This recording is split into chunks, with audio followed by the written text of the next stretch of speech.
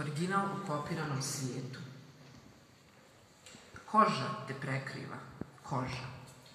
Predivna i mekana koža, tvoja nezamjenjiva koža, u kožu zatvorena, kožom omeđena, vidljiva kožom i po njoj prepoznatljiva pripadnica kože.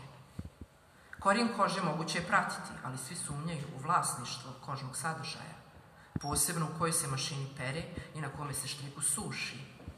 I koji je vjetar najpogodniji za posušivanje tog sadržaja, kako se sadržaj uopšte oblači i postaje dio duhovne modne industrije.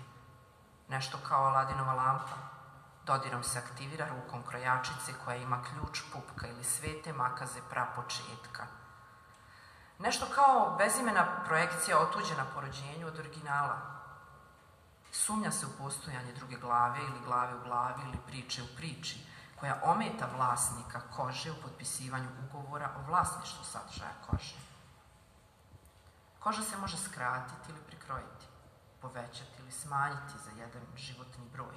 Život se može posmatrati u nekim veoma kontroverznim krugovima kao raslojavanje do same postave kože, do mjesta gdje se koža naduvala kao balvan ili zgužvala kao podsuknja, a takav pristup možemo definisati kao duševni nudizam.